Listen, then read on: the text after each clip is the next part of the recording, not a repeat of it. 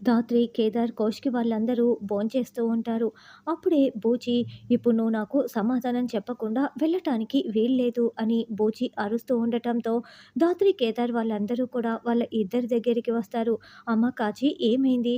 ఎందుకు ఎప్పుడూ లేనిది బూచి నీపై ఇలా అరుస్తున్నారు" అని కేదార్ అడుగుతూ ఉంటాడు. ఈ కాచి కొద్ది రోజులుగా ఇంట్లో సరిగ్గా ఉండటం లేదు.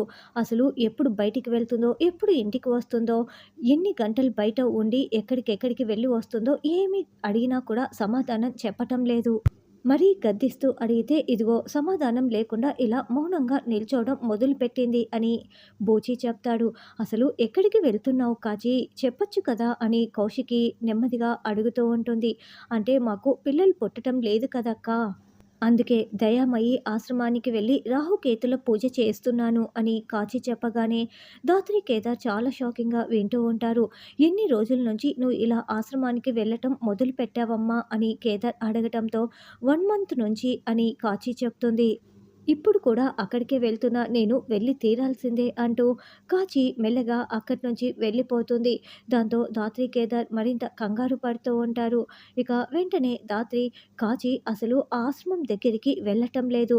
ఆ కాచి కళ్ళలో భయం చూసావా? కంగారు చూసావా? చేతికి ఒక బ్యాగ్ తగిలించుకుంది. ఖచ్చితంగా కాచి వెళ్తున్నది ఆ బ్యాగు పట్టుకొని" అని ధాత్రి అంటే, "అంటే ఇప్పుడు కాచి డ్రగ్స్ అమ్మడానికి వెళ్తోందా" అని కేదార్ అంటాడు. "నా గెస్ కరెక్ట్ అయితే ఖచ్చితంగా అదే కేదార్. వెంటనే మనం కాచిని కాపాడుకోవాలి" అని ధాత్రి అంటుంది. "అయితే పద ధాత్రి" అని కేదార్ అంటాడు.